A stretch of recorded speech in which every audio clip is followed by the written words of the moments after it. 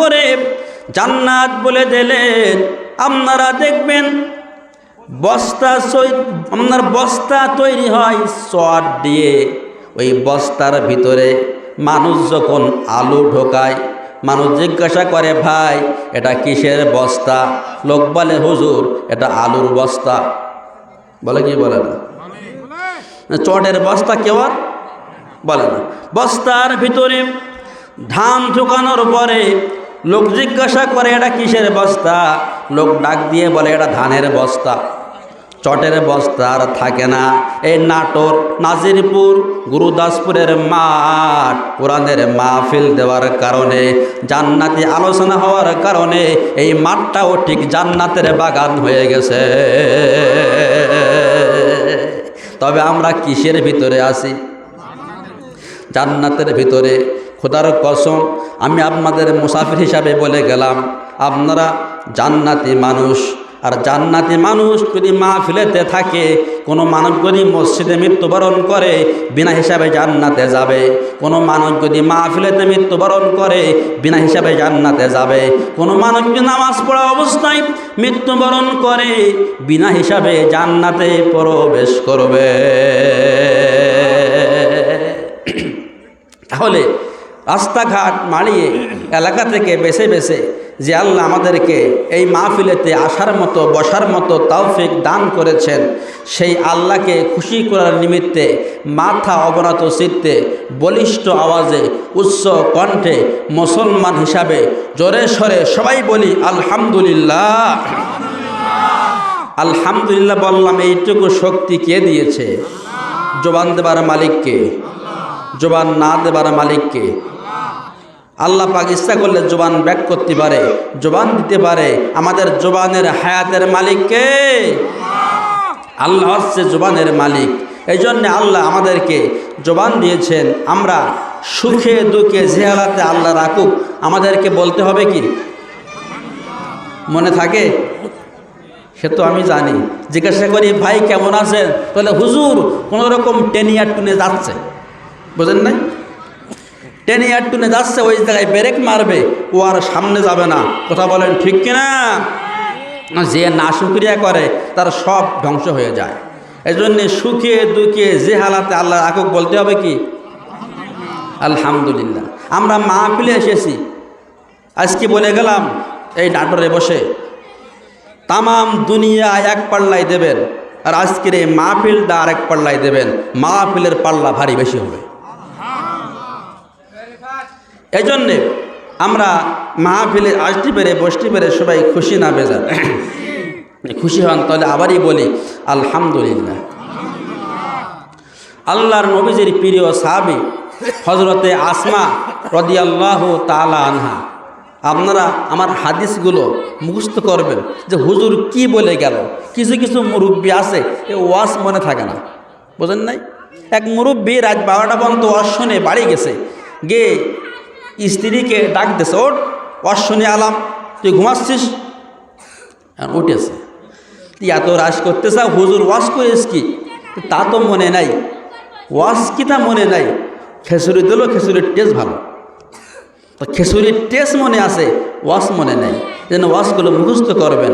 আমার নবী মসজিদে নববীতে বসা, নবীর সাহাবীরা এবং হযরতে আসমা রাদিয়াল্লাহু তাআলা আনহা আমার নবীর সামনে গিয়েছে, ডাক দিয়ে বলে, নবী আপনি যখন ওয়াজ করেন, আপনার সাহাবীরা যখন বয়ান শোনে, আপনার মুখে ওয়াজ শোনে, তখন আপনি ঘন ঘন আপনার সাহাবীদের মুখ দ্বারায় আপনি আলহামদুলিল্লাহ বলাই নেন। আলহামদুলিল্লাহ বললে লাভ কি, ফজিলত কি? ওগো নবী, আপনার মুখে আমরা শুনতে চাই, বলুন সুবহানাল্লাহ। আল্লাহর নবী ডাক দিয়ে বলে, আসমা রে, তোমাকে আমি কি দিয়ে বোঝাবো? মানুষ যখন সুখে দুঃখে জবানে আলহামদুলিল্লাহ বলে, আলহামদুলিল্লাহ বলার কারণে ওই ব্যক্তির নামে 80টা নেকি যোগ হয়ে যায়, বলুন সুবহানাল্লাহ। আল্লাহর নবী ডাক দিয়ে বলে, ওগো আসমা রে, তুমি আরো শুনে নাও, মানুষ যখন সুখে দুঃখে জবানে আলহামদুলিল্লাহ বলে, আমার আল্লাহ পৃথিবীর কোনো জায়গা থেকে, কোনো দোকান থেকে আলহামদুলিল্লাহ তৈরি হয় নাই। আসমান থেকে আল্লাহ আলহামদুলিল্লাহ তৈরি করেছে। এই আলহামদুলিল্লাহ আল্লাহ লিখতে যাইয়া 8টি অক্ষর ব্যয় করেছে। আলহামদুলিল্লাহ শব্দের মধ্যে 8টি অক্ষর আছে। বলুন তো কয়টা অক্ষর আছে? 8টি অক্ষর আছে। ওগো আসমা গো, তুমি শুনে নাও, সবাইকে জানাইয়া দাও, একটা একটা অক্ষরে আমার আল্লাহ একটা একটা জান্নাত তৈরি করেছে।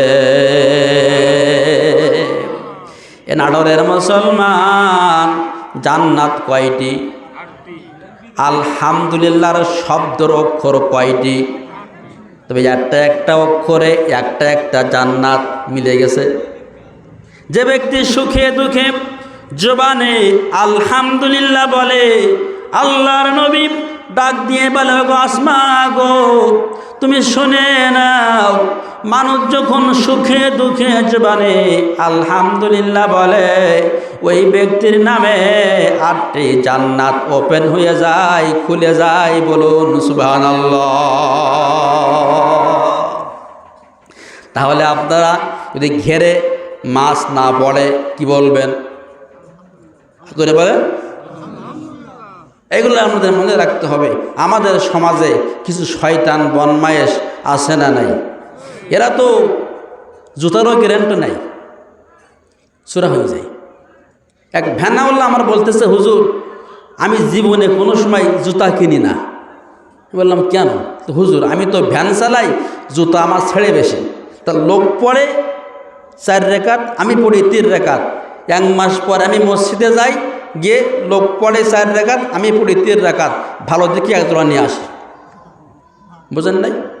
এরকম চোর আমাদের সমাজে আছে না নাই? এত ভালো ভালো ওয়াজ করি, আমার জুতাও চুরি হয়ে যায়। এই জন্যে দুনিয়ার জমিনে সংসদে আল্লাহর আইন দরকার। কথা বলেন ঠিক কিনা? যদি আপনি যে আল্লাহর আইন যদি পার্লামেন্টে যায়, তাহলে পৃথিবীর জমিনে একটা চোর থাকবে না। কথা বলেন ঠিক কিনা? জবাবটা কোরআন থেকে নেন। আল্লাহ পাকের কোরআন বলতেছে, ওয়াসারিকু ওয়াসারিকাতু ফাকতুউ আইদিয়াহুমা জাযাআম বিমা কাসাবা নাকালাম মিনাল্লাহ।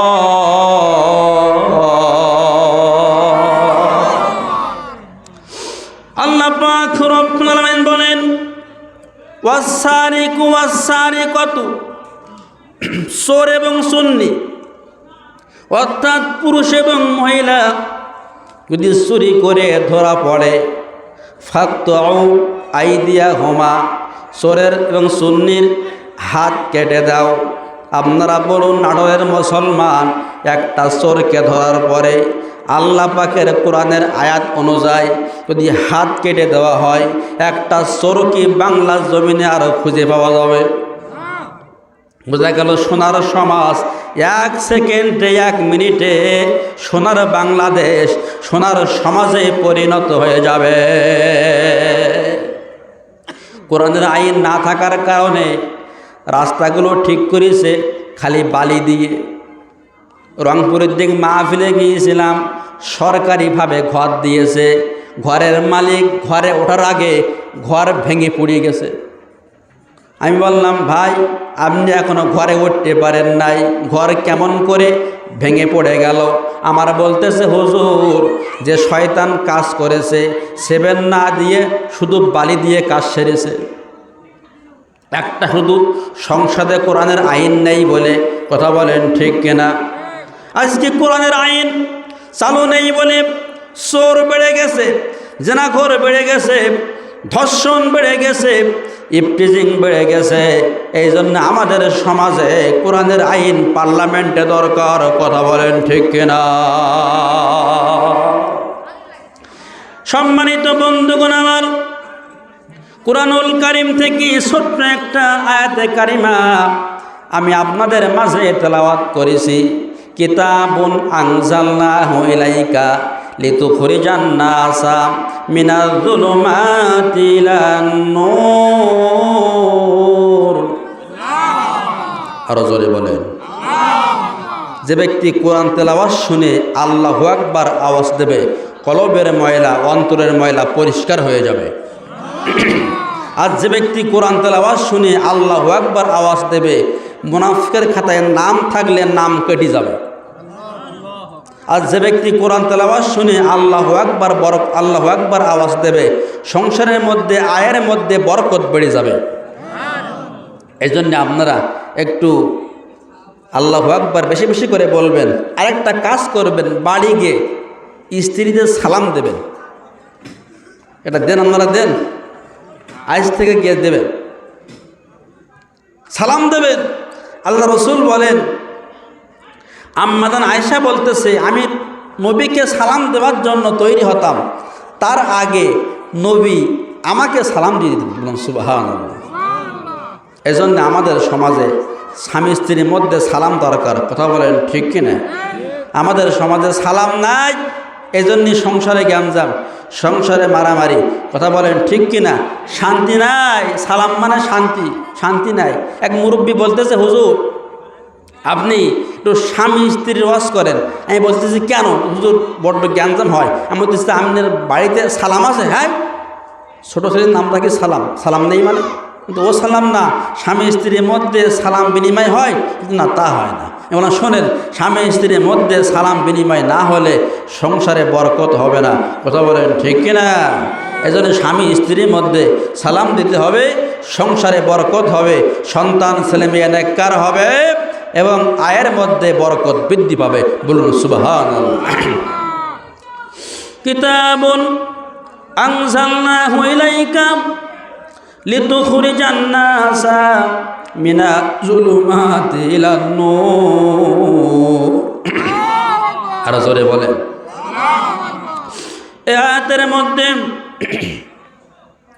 এই আয়াতের মধ্যে আল্লাহ বলতেছেন, কিতাবুন আনজালনাহু ইলাইকা লিতুখরিজান নাসা মিনাজ যুলুমাতি ইলান নূর। আমি পৃথিবীর বুকে কোরআন কেন নাজিল করেছি, কোরআন কেন আসমান থেকে দুনিয়ার জমিনে পাঠাইয়েছি, তোমরা কি খবর রাখো? তোমরা কি জানো পৃথিবীর সব মানুষ অন্ধকার ভিতরে আছে, জাহান্নামের পথে আছে, খারাপ পথে আছে। তারা চুরির ভিতরে আছে, জেনার ভিতরে আছে, দর্শনের ভিতরে আছে, ইফটিজিংয়ের ভিতরে আছে। তারা অন্ধকারের মধ্যে আছে। এই অন্ধকার থেকে ফেরানোর জন্য, মানুষগুলোকে আলোর পথে আনার জন্য, ভালো পথে আনার জন্য, জান্নাতে আনার জন্য আমি আল্লাহ পৃথিবীর বুকে কোরআন নাজিল করেছি।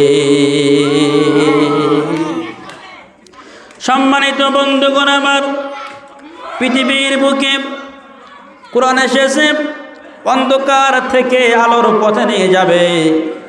সেই কোরআনটা আমরা পাইলাম, পাওয়ার পরেও অন্ধকার পথে যাত্রী আমরা থেকে গেলাম। কথা বলেন ঠিক কিনা? বলতে পারেন হুজুর 5 ওয়াক্ত নামাজ পড়ি, মুখে দাড়ি আছে, গায়ে পাঞ্জাবি আছে, কেমন করে আমরা অন্ধকার পথের যাত্রী আমরা থাকলাম? বন্ধুরে, যদি আমরা অন্ধকার পথে না থাকতাম, তা না হলে টাকা হলে জনমের মতন সুদে খাটাইতে পারতাম না। কথা বলেন ঠিক কিনা? কথা বলেন ঠিক কিনা? 1 নাম্বার, সুদের জগৎ, অন্ধকারের জগৎ, ঘুষের জগৎ, অন্ধকারের জগৎ। অন্ধকারের জগৎ হলো জোরপূর্বক মেয়ে পক্ষের কাছ থেকে যৌতুক আদায় করা। কথা বলেন ঠিক কিনা? এরকম শয়তান আমাদের সমাজে আছে না নাই? হাজী সাহেব হজ করে মক্কা মদিনায় যায়, তারপরেও ছেলে বিয়ে দেওয়ার সময় যৌতুক খায়। ওটা হাজি না কুলাঙ্গার? হাজি হোক আর আলেম হোক আর খেজুর হোক, যদি ছেলে বিয়ে দেওয়ার সঙ্গে যদি যৌতুক খাও তুমি হাজি নামের আলেম নামের কুলাঙ্গার। কথা বলেন ঠিক কিনা? এরকম শয়তান নাটোরে না থাকতে পারে, আমার এলাকায় আছে। মক্কা মদিনায় গিয়ে হজ করে, আশীর্বাদ যৌতুক খায়। যৌতুক খাওয়াচ্ছি, গু খাওয়া অনেক ভালো। কথা বলেন ঠিক কিনা? এই জন্য এক কবি লিখেছে, টাকার জোরে মক্কায় গেল, খিতাব নিল হাজি, স্বভাব যায় না, ভালো হয় না, যেই পাজি সেই পাজি। বুঝেন নাই? সম্মানিত বন্ধুগণ আমার, অন্ধকারের জগৎ হল পহেলা বৈশাখ অনুষ্ঠান পালন করে 500 টাকা দামের পোষা পান্তাভাত খাওয়া। কথা বলেন ঠিক কিনা? অন্ধকারের জগৎ হলো বিড়ি খাওয়া, সিগারেট খাওয়া, গাঁজা খাওয়া, মদ খাওয়া, ফেন্সিডিল খাওয়া। অন্ধকারের জগৎ হলো একটা ছেলে আর মেয়ে মোবাইলে প্রেম প্রীতির কথা বলা। এখন হচ্ছে কি হচ্ছে না? আপনারা দেখবেন এই মোবাইলের কারণে কত ছেলে বাম্মার মুখে চুনকালি দিয়া চলে যায়। আপনারা দেখবেন কত মেয়ে এই মোবাইলের কারণে বাম্মার মুখে চুনকালি দিয়া চলে যায়। আপনারা দেখবেন কত ছেলের মা, কত মেয়ের মা বাচ্চা কাচ্চা রাস্তাঘাটে ফেলাই থুয়ে অন্য এক ছেলের সাথে পাড়ি দেয়। দেয় কি দেয় না? আপনারা দেখবেন বাচ্চাগুলো কাঁদতেছে, মায় দেখ পালাইয়া চলে গেছে। তো অন্ধকারের জগৎ হলো এক স্বামী বাদ দিয়ে আরেক স্বামীর কাছে যাওয়া। কথা বলেন ঠিক কিনা? এই জন্য এক কবি লিখেছে, বর্তমান ছেলে মেয়েদের হাতের মুঠো এলো মোবাইল ফোন। হ্যালো মিস্টার কেমন আছেন বাজে হরেক টোন। দেশ বিদেশের খবর এখন দ্রুত জানা যায়, আগের মতো ডাক বিভাগে চিঠিপত্র নাই। আছে ছাত্র শিক্ষক, শিক্ষক শ্রমিক লেডিস মোবাইল এখন সাথে। আসামি বলে পুলিশ মামা, ঘুষির টাকা হাতে। লেখাপড়া শিখি আরে বন্ধু, নিয়োগের জন্য থাকেন অপেক্ষায়। বড় সাহেবের মোবাইল ফোনে এখন চাকরি হয়ে যায়। কথা বলেন ঠিক কিনা?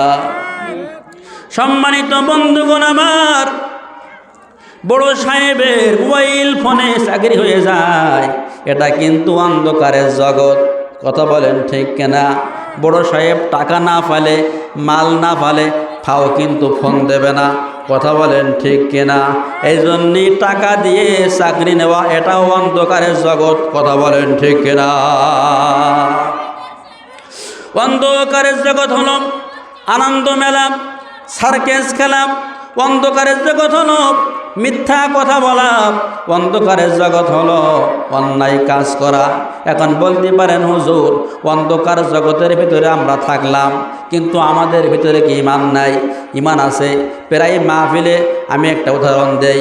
আপনারা দেখবেন 170 টাকা দামের সয়াবিন তেল কিনে আনার পরে আপনারা দেখবেন এই পৌষ মাসের শীতের দিনে দেখবেন পাথরের মতো জাম হয়ে যায়। যায় কি যায় না?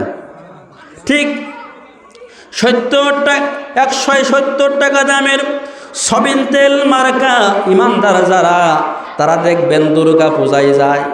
কথা বলে সরস্বতী পূজায় যায়, ওদেরকে খুশি করার জন্য আবার নাড়ু খায়।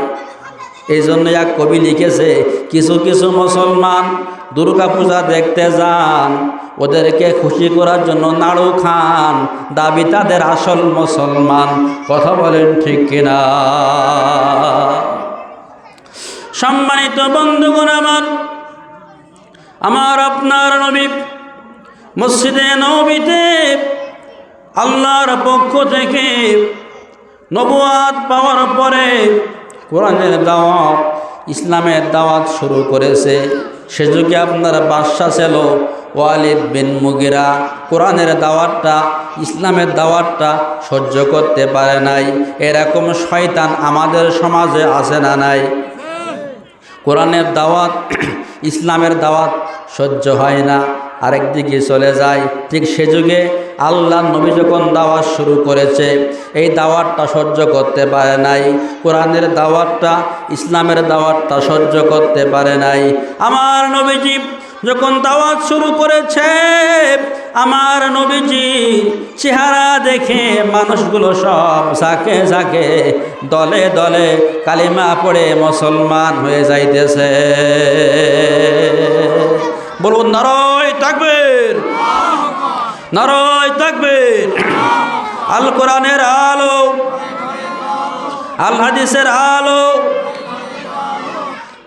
আল কোরআন সুন্নাহর আলো, মাহফিলের আলো, মাহফিলের আলো ঘরে ঘরে জ্বলো।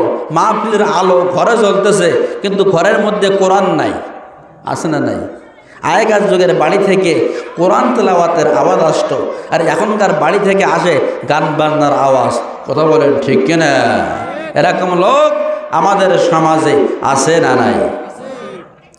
আল্লাহর নবী কোরআনের দাওয়াত দেওয়ার পরে, ইসলামের দাওয়াত দেওয়ার পরে ওয়ালিদ বিন মুগিরা চিন্তা করলেন, যে কায়দায় আমার নবীর চেহারা দেখে মানুষগুলো কলেমা পড়তেছে, তা মানুষগুলো মনে হয় সব মুসলমান হয়ে যাবে, আমার দলে আর কেউ থাকবে না।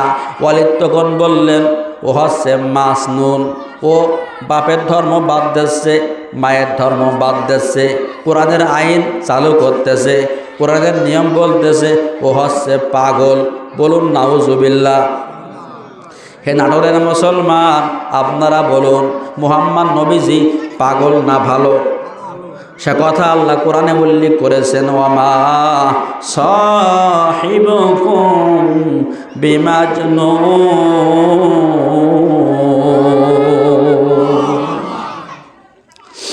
আল্লাহ ডাক দিয়ে বলে, নবী আপনি পাগল নাই, আপনার সঙ্গে যারা থাকবে, যারা আছে কিয়ামত পর্যন্ত, এরা কেউ পাগল না। জোরে জোরে বলুন সুবহানাল্লাহ। আল্লাহর নবী মসজিদে নববীতে অনেকক্ষণ চিন্তা করতেছে। কোরআনের কথা বলার কারণে, ইসলামের কথা বলার কারণে মানুষ আমাকে পাগল বলতেছে, মানুষ আমাকে খারাপ বলতেছে। বন্ধুর কষ্ট বন্ধু সহ্য করতে পারে না। আল্লাহ ডাক দিয়ে বলে, জিবরাইল, ওয়ালিদ আমার বন্ধুকে পাগল বলেছে, আমি আল্লাহ সহ্য করতে পারি না, তুমি শিগগিরই চলে যাও। আমার বন্ধুকে কোরআনের দাওয়াত দেওয়ার কারণে, ইসলামের দাওয়াত দেওয়ার কারণে আমার বন্ধুকে পাগল বলেছে যিনি, যারও সন্তান তিনি। কথা বলেন ঠিক কিনা? উতুল্লিম বাদা যালিকা জানি।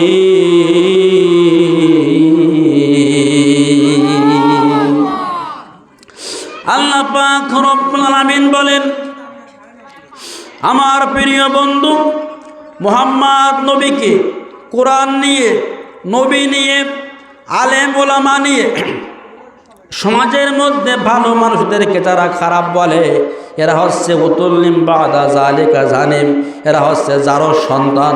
কথা বলেন ঠিক কিনা? ওয়ালিদ তো কোন ক্ষমতায়, ওয়ালিদের কানে আওয়াজ চলে গেছে, জিবরাইল আর করিস না দেরি, জলদি করে চলে যা তাড়াতাড়ি। আমার বন্ধু মুহাম্মদ নবীকে পাগল বলেছে যিনি, যারও সন্তান তিনি। তিনি আর দেরি করলেন না, আমার নবীজির পাশে জিবরাইল চলে এসেছে আর ডাক দিয়ে বলে, নবী গো, আপনাকে পাগল বলেছে যিনি, আল্লাহ জানিয়ে দিয়েছে যারও সন্তান তিনি। কথা বলেন ঠিক কিনা? বাংলার জমিনে কিছু কুলাঙ্গার নবী সম্পর্কে বাজে কথা বলেছে, বাংলার জমিনে কিছু জানোয়ার আলেম সম্পর্কে বাজে কথা বলেছে। কথা বলেন ঠিক কিনা? যে কটা আমার নবীকে নিয়ে বাজে কথা বলেছে, ঠিক ওরাও যারও সন্তান, এতে কোনো সন্দেহ নাই। কথা বলেন ঠিক কিনা? আল্লাহর নবী জিবরাইলের কাছে সব শুনে নিয়েছে, কেমন করে যারও সন্তান হলো সব শুনে নেওয়ার পরে এবার আল্লাহ নবীজি বলে দিলেন, যে ব্যক্তি আমাকে পাগল বলেছে সে হচ্ছে যারও সন্তান। এইটা বলার পরে তিনি আর দেরি করলেন না। আল্লাহ নবীজি বলেছে, ওয়ালিদের কানে আওয়াজ চলে গেছে। ওয়ালিদ তখন ক্ষমতায়, ওয়ালিদের কানে আওয়াজ চলে গেছে যে ওয়ালিদ যারও সন্তান। ওয়ালিদ সাথে সাথে তাফসির প্রমাণ করেছে। তাফসির ইবনে কাসিরের মধ্যে হাফেজ মাওলানা ইমামউদ্দিন তিনি লিখতেছেন যে ওয়ালিদ মালকাসা মেরেছে, হাতে তরবারি নিয়েছে, বিশ্ব নবীকে হত্যা করবে। যে নবীজি আমার জন্ম সম্পর্কে বাজে কথা বলেছে, ওই মুহাম্মদকে আমি আর দুনিয়ার জমিনে রাখবো না, ওকে আমি আর দুনিয়ায় জায়গা দেব না। কেন আমাকে যারও সন্তান বলল? ই বলে মালকাসা মেরেছে এক হাতে, আরেক হাতে তরবারি নিয়েছে, নবীকে হত্যা করবে, নবীকে দুনিয়া থেকে সরাই দেবে, এমন করে যাচ্ছে। যাইতে যাইতে এক হাতে তরবারি, আরেক হাত দিয়ে মালকাসা, বিশ্ব নবীকে হত্যা করবে। যাইতে যাইতে কিছু দূর যাওয়ার পরে ওয়ালিদের বন্ধুর সাথে দেখা হইয়া যায়। ওয়ালিদের বন্ধু ডাক দিয়ে বলে, বন্ধু ওয়ালিদ যাচ্ছ কোথায়? ডাক দিয়ে বলে, বন্ধুরে মুহাম্মদ বলেছে আমি নাকি যারও সন্তান, মুহাম্মদকে আমি হত্যা করতে যাচ্ছি। এই মুহাম্মদকে আমি আর মক্কার জমিনে জায়গা দেব না, এই মুহাম্মদকে আমি আর দুনিয়ায় রাখবো না। কেন? মুহাম্মদ আমার জন্ম সম্পর্কে বাজে কথা বলেছে। আমি এখন রাজা, মুহাম্মদকে হত্যা করব না ততক্ষণ, কারোর সাথে কথাও বলবো না ততক্ষণ, মুহাম্মদকে আমি হত্যা করব, এজন্য আমি যাচ্ছি। ওয়ালিদের বন্ধু ডাক দিয়ে বলে, বন্ধু ওয়ালিদ রে, মুহাম্মদ তোকে কেন যারও সন্তান বলেছে? ডাক দিয়ে বলে, বন্ধু আমি তোর বন্ধু, তুই আমার বন্ধু, তোর বন্ধুকে মুহাম্মদ যারও সন্তান বলেছে, শিগগিরই চল হত্যা করে আসি, মুহাম্মদকে মক্কার জমিনে আর জায়গা দেওয়া যাবে না। ওয়ালিদের বন্ধু ডাক দিয়ে বলে, বন্ধু ওয়ালিদ তোমার জন্ম নিয়ে কথা বলেছেন যিনি, এই মক্কা নগরে 40 বছর বাস করে, একটা মিথ্যা বাজে কথা বলেন নাই তিনি। 40 বছর বাস করে, একটা মিথ্যা বাজে কথা বলে না। বলুন সুবহানাল্লাহ। এরকম নেতা আপনি পাবেন কোন জায়গায়? কোরআনের মঞ্চে এসে আমি পাস করতে পারলে রাস্তা সব পাকা করে দেব, বুঝেন না? প্রত্যেক ঘরে ঘরে কারেন্ট দেব। পাস করার পরে মানুষের নামে কেস দিয়ে ভরি দেয়। হ্যাঁ, মানুষেরা চিনতে পারে না। যে নবীজি জীবনে কোনো সময় মিথ্যা কথা বলে না। বলুন সুবহানাল্লাহ। এই নবীর আদর্শ আপনার আমার ভিতরে আনতে হবে। বলুন সুবহানাল্লাহ। নবীজি বলে গেছে লিনুল কালাম, যে ব্যক্তি জবানে মিথ্যা কথা বলবে না ওই ব্যক্তির জিম্মাদারি আর ওই ব্যক্তির জন্য আমি নবীজি জামিন হয়ে গেলাম। এই জন্য আমাদেরকেও মিথ্যা কথা বলা যাবে, খবরদার, জীবন চলে যাবে। মিথ্যা কথা বলা শিক্ষা দিয়ে গেছে আল্লামা সাঈদী।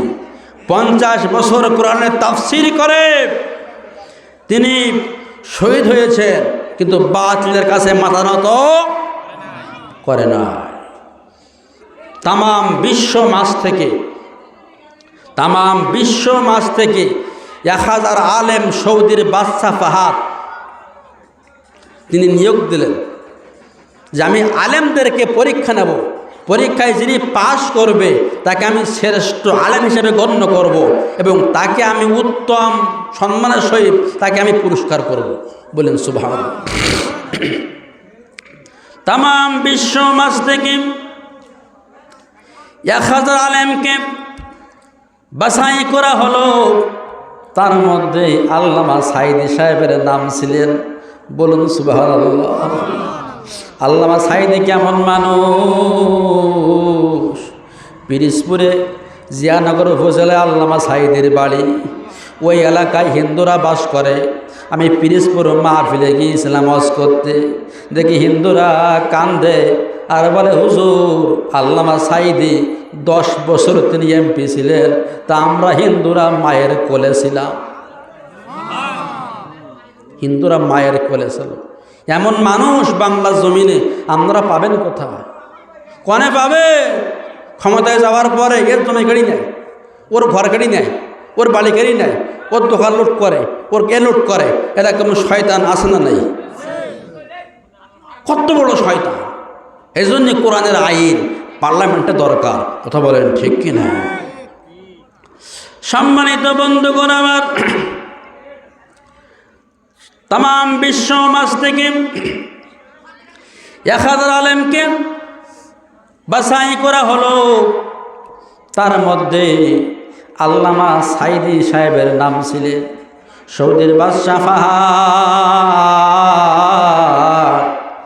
সামনে সামনে ডেকে সমস্ত আলেমদেরকে আকিমুস সালাত ওয়া আতাউজ যাকাত এই আয়াতের ব্যাখ্যা করার কথা বলেছে।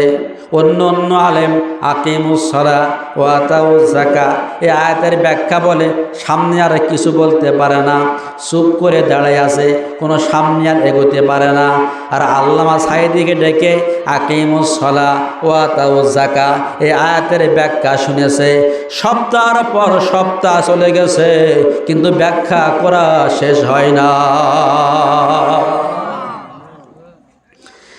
সপ্তাহের পর সপ্তাহ চলে গেছে, ব্যাখ্যা করা শেষ হয় নাই। আজকে তোমরা কার নামে নারী নির্যাতনের আসামি বানাইছো?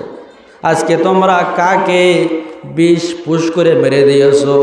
আমি মফিজুর রহমান ফারুকী এই নাটোরের মাহফিলে বসে বলে গেলাম, আল্লামা সাইদিকে যারা বিষ পুষ করে হত্যা করেছে বাংলা জমিনে এদের বিচার হবে।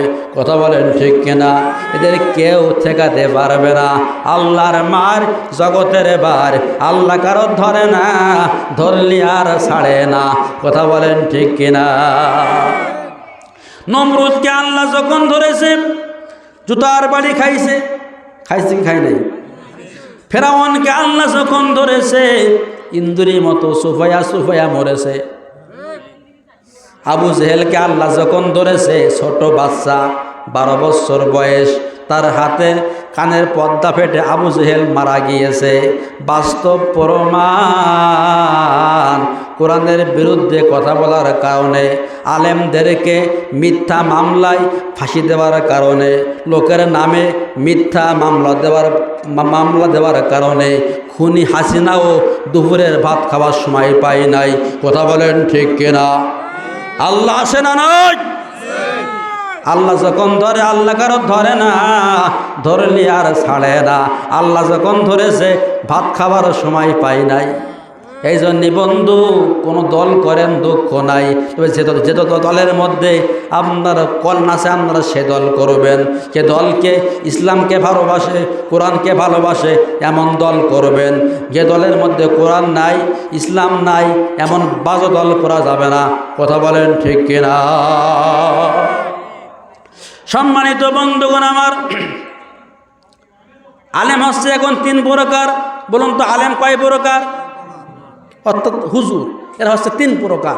একটা হচ্ছে আপনার সরকারি, একটা কি সরকারি, মানে সরকারি পক্ষে যা হয় এ সব জায়েজ।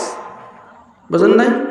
ভোট চুরি করা জায়েজ, মিথ্যা কথা বলা জায়েজ, জমির আইল ঠেলা জায়েজ, টাকা মেরি খাওয়া জায়েজ, সব জায়েজ। আরেকটা হচ্ছে আপনার তরকারি, মানে ও সবটাতে, ও দল জীবনে কোনো সময় ফেল করে না। ও যে দল পাস করে ও সেই দল। এমন মানুষও আছে। ও 1 কাপ চা দিলেই ভোট ঘুরিয়ে মারে, একটা বিড়ি দিলেও ভোট ঘুরিয়ে মারে। সাতক্ষীরা তালা কিসমত ঘোনা গ্রাম, ওই এলাকায় আমার মাহফিল ছিল। তা মাহফিলেতে 2.5 ঘন্টা ওয়াজ করার পরে, 2.5 ঘন্টা ওয়াজ করার পরে দোয়া করে যখন খাওয়ার জন্য বসেছি, কমিটির ভিতরের তো একজন এ শয়তান 2.5 ঘন্টা ওয়াজ শুনেছে। ওয়াজ শোনার পরে শয়তান বিড়ি খাচ্ছে, বিড়ি। হ্যাঁ, আমি বললাম ভাই কি খাচ্ছেন? হুজুর আমিও মাদ্রাসায় পড়েছি, তা আমি বিড়ি খাওয়া জায়েজ পাইছি। বলুন নাউজুবিল্লাহ। আপনারা বলুন বিড়ি খাওয়া কি জায়েজ আছে? বিড়ি খাওয়া জায়েজ নাই। বলতে হুজুর আছে। বললাম কোন জায়গায় পাইছি? আমাকে বলতে হুজুর আপনি বলেন 30 পারা কোরআন কোন ভাষা দিয়ে তৈরি?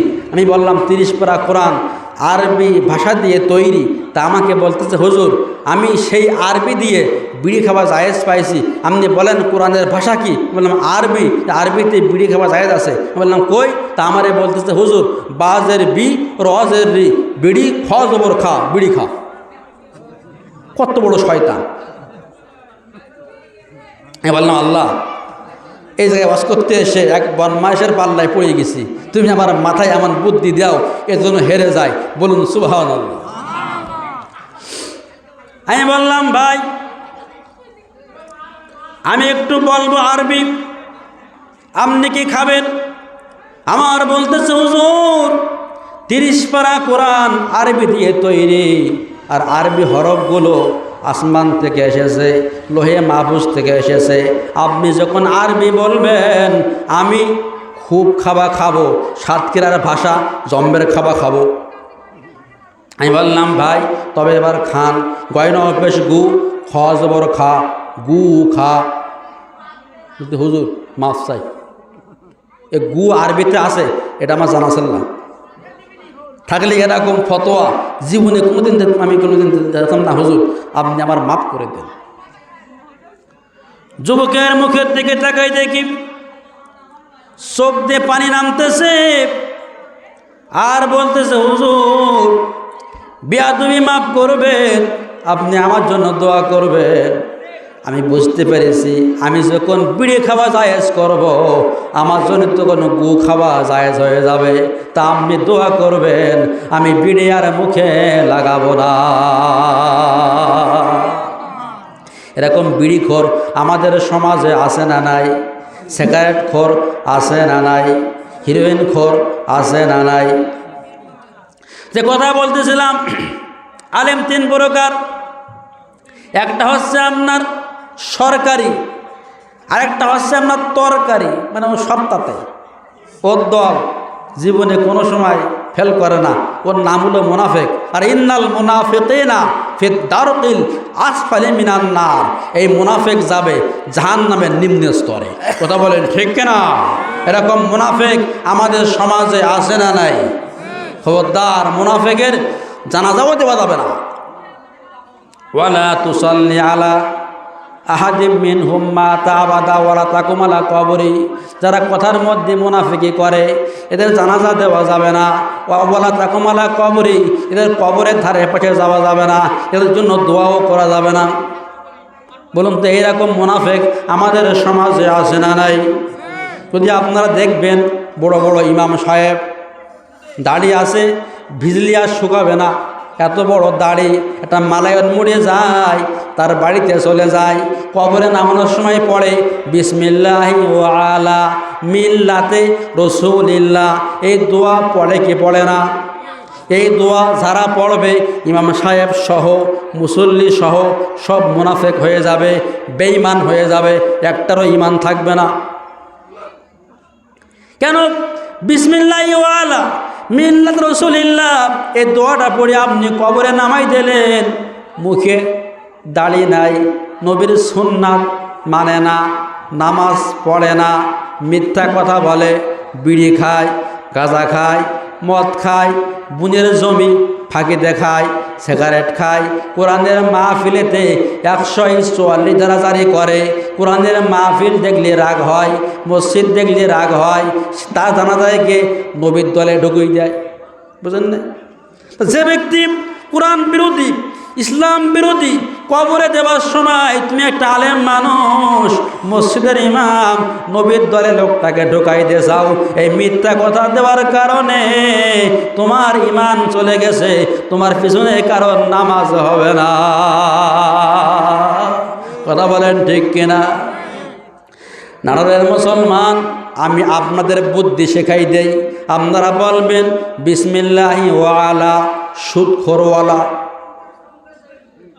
বিসমিল্লাহি ওয়ালা ঘুষখোরওয়ালা, বিসমিল্লাহি ওয়ালা জমির আইল ঠেলাওয়ালা, বিসমিল্লাহি ওয়ালা ভোট চুরি করাওয়ালা, বিসমিল্লাহি ওয়ালা টিনসরওয়ালা, বিসমিল্লাহি ওয়ালা লোকের মিথ্যে কেস দেওয়াওয়ালা। কথা বলেন ঠিক না? এইগুলো বলতে হবে। তো এইগুলো না বলে নবীর দলে ঢুকিয়ে দেয়, টাটকা মুনাফিকের বাচ্চা। আমি দেখি যে এ জানাজা পড়লে ইমান থাকবে না, যদিও পড়াই তা বিনা উজেই মেদ দিই, কেন ইমান নষ্ট করা যাবে না, ইমান তো বাঁচাইতেই হবে। আল্লাহ বলতেছে ও জানাজাও দেওয়া যাবে না, ও দাফন দেওয়া যাবে না, ওকে পড়াই দেওয়া লাগবে। এরকম লোক আমাদের সমাজে আছে না নাই? হে নাটোরের মুসলমান, একটা হচ্ছে আপনার সরকারি, আরেকটা হচ্ছে আপনার তরকারি, আরেকটা হচ্ছে আপনার দরকারি। কথা বলেন ঠিক কিনা? দরকারি আছে আলেম যারা ফাঁসির কাস্টে জীবন দিয়েছিল তারা। কথা বলেন ঠিক কিনা? দরকারি আলেম ছিল আল্লামা সাঈদী, দরকারি আলেম ছিল মতিউর রহমান নিজামী, দরকারি আলেম ছিল আলী হাসান মুজাহিদ, দরকারি আলেম আছে আমির হামজা। কথা বলেন ঠিক কিনা? এরাই ছিল দরকারি, বাতিলের কাছে আপোষ করে নাই। কথা বলেন ঠিক কিনা? জীবন যা কার থাক, বাতিলের মোকাবেলায় কথা বলতে হবে। কথা বলেন ঠিক কিনা? সম্মানিত বন্ধুগণ আমার, আল্লামা সাঈদীর কাছে আকিমুস সালাওয়াত ওয়াজ যাকাত ওয়াজ মনে আছে? ব্যাখ্যা দেশে সমস্ত আলেম 999 জন আলেম হার মেনে আল্লামা সাঈদীর কাছে এই প্রশ্ন করেছে। তখন আল্লামা সাঈদী আকিমুস সালাওয়াত ওয়াজ যাকাত এই আয়াতের ব্যাখ্যা করতে দেশে অন্য অন্য আলেমরা ব্যাখ্যা করতে গিয়ে চুপ করে দাঁড়াইছিল, ব্যাখ্যা করতে পারে না। অনেক আলেমরা হাত পা কাঁপতে কাঁপতে পড়ে গেছে। আর আল্লামা সাঈদীর কাছে যখন ব্যাখ্যা করতে দেওয়া হয়েছে, সপ্তাহ পর সপ্তাহ চলে গেছে, তাও ব্যাখ্যা করা শেষ হয় না। আর দোষ দেশে কি? বাংলাদেশের জমিনে মানে আমার বিশ্ব মাঝ থেকে স্বাধীনতা যুদ্ধের সময় 2 লক্ষ নারীর ইজ্জত নষ্ট হয়েছে, তো 1 লক্ষ সাঈদী। জোরে বলুন নাউজুবিল্লাহ। এই রিপোর্ট যারা লিখেছে, যারা তৈরি করেছে, সব টাটকা যারও সন্তান। কথা বলে ঠিক না? বৈধভাবে সন্তান, এটা লিখতে পারে না। আহা আহা, আল্লামা সাঈদী যখন ব্যাখ্যা দিচ্ছে, সৌদির বাদশাহ ফাহাদ চোখের পানিগুলো ছেড়ে কান্দে আর ডাক দিয়ে বলে, হুজুর, তামাম বিশ্বের মধ্যে আপনি একজন বড় আলেম। আল্লামা সাঈদীকে সৌদির টাকা অনুযায়ী 3 কোটি রেয়াল আল্লামা সাঈদীর হাতে দিচ্ছে। আল্লামা সাঈদী বাদশাহ ফাহাদের হাত ধরে ডাক দিয়ে বলে, বাদশাহ রে, আমি টাকা নেব না।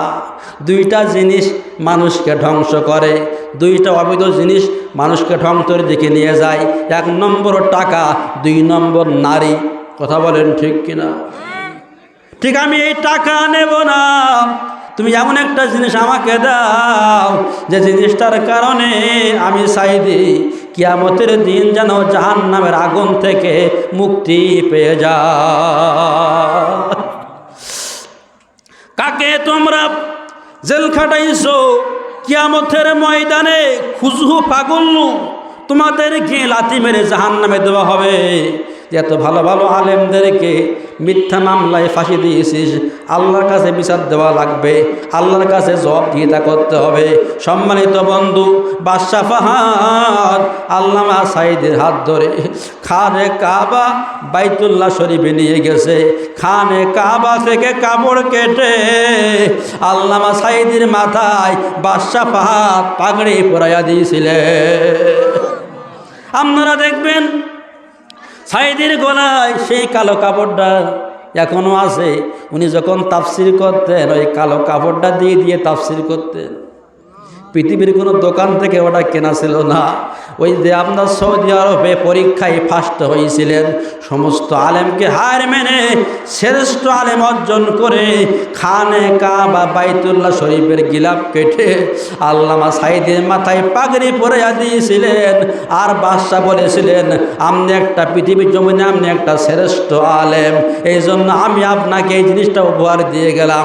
এটা আপনার গায়ে থাকলে আপনার গায়ে জাহান্নামের আগুন লাগবে না। সম্মানিত বন্ধুগণ, আবার মক্কা নগরে আবু জেহেলের ছোট বন্ধু, নাম তার আকনাস, একেবারে ছোট। আবু জেহেল সহ ওই সময় মক্কা নগরে 20 জন ছিল আপনার বিনা ভোটের এমপি। কয়জন? 20 জন ছিল বিনা ভোটের এমপি। ভোট হলে আবু জেহেল পাশ করতে পারে না, ভোট চুরি করে পাশ করতে হয়। বুঝেন নাই? দেখবেন সমাজের মধ্যে যারা 5 নম্বর নেতা, এরা ভোট হলেই পাশ করতে পারে না, এদের ফেল করতে হয়। কথা বলেন ঠিক কিনা? ও তো জানে আমি তো 5 নম্বর লোক, কেন আমি ক্ষমতায় গ্রেপ্তার, দোকান লুট করি, তারপরে লোকের ব্যবসা বাণিজ্য লুট করি, লোকের ঘর বাড়ি ভেঙে দেই, আমি তো পাশ করতে পারবো না, ভোট চুরি করে আমার পাশ করতে হবে। কথা বলেন ঠিক কিনা? এইরকম নেতাকে আপনি ভোট দেবেন, বাড়ি থেকে বের করে ধর্ষণ করবে। এই জন্য নেতাও বেছে নেওয়া লাগবে। কথা বলেন ঠিক কিনা? এখন আপনার আবু জেহেল যখন বিনা ভোটে এমপি, আবু জেহেলের ছোট বন্ধু, কলস বন্ধু, নাম তার আকনাস। বলুন তো কি নাম? গাজল্লি, কিছু করার নাই, হক কথা বলবো, জীবন যাক আর থাক। মানে বাড়ি যেতেও পারি, না যেতেও পারি। আমার একটা ছেলে একটা মেয়ে, আমি ছেলে কিছু বলি না, মেয়েটার বলি আইছি, যদি ফিরি তোর বাপ, আজ যদি না ফিরি দেখা হবে আল্লাহ আমাকে জান্নাতে। মানে কোরআনের মন সে কথা বলতে হলে জীবন থাকতেও পারে, যেতেও পারে। তাই বলি হক কথা বলা ছেড়ে দেওয়া যাবে না। কথা বলেন ঠিক কিনা? আবু জেহেল ডাক দিয়ে বলে, বন্ধু আকনাস, বলো তুমি কি বলবা? ডাক দিয়ে বলে, বন্ধু ছোটবেলা থেকে তুমি আমার বন্ধু, আমি তোমার বন্ধু, তোমার সাথে আর আমার সাথে গোপন আলাপ আছে, পৃথিবীর কেউ জানে না। চলো তুমি আর আমি অমুক এলাকায় চলে যাই, অমুক জায়গায় যাই, তুমি আর আমি একটু গোপন আলাপ করি। এক মাঠে চলে গেছে আবু জেহেল আর আবু জেহেলের বন্ধু আকনাস। ডাক দিয়ে বলে, বন্ধু সত্যি কথা বলো, মুহাম্মদ ভালো না খারাপ? আবু জেহেল ডাক দিয়ে বলে, বন্ধু কারোর সাথে বলার দরকার নাই, কেউ যেন না জানে, তুই জানবি আর আমি জানবো। এই মুহাম্মাদের মতো ভালো মানুষ পৃথিবীর জমিনে আর কেউ না। আকনাস ডাক দিয়ে বলে, বন্ধু রে, মুহাম্মাদের মতো ভালো মানুষ পৃথিবীর জমিনে যখন কেউ না,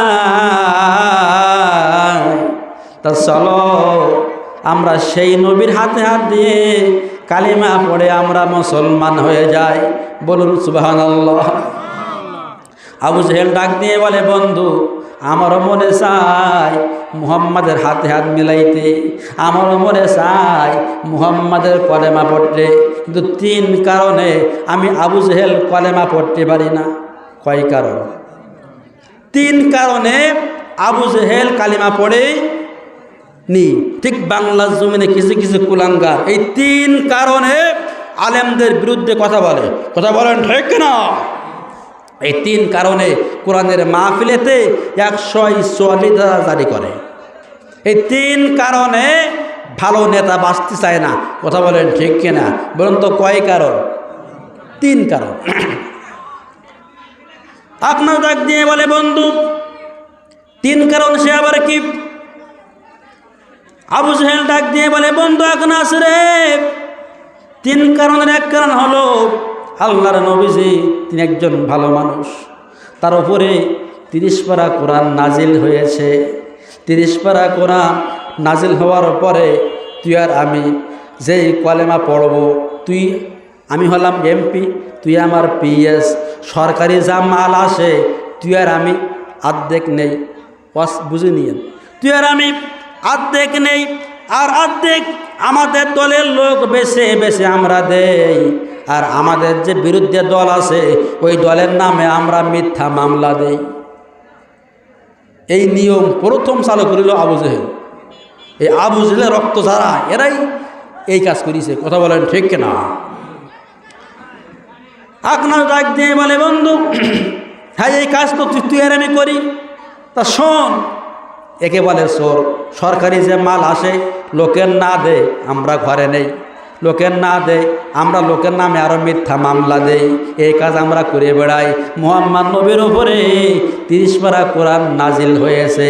তুই আর আমি যে কলেমা পড়ব, তুইও চোর আমিও চোর, চুরি করে আমরা খাই, কিন্তু ওই চুরি করলে আমাদের কি হবে জানিস? ওই কি হবে?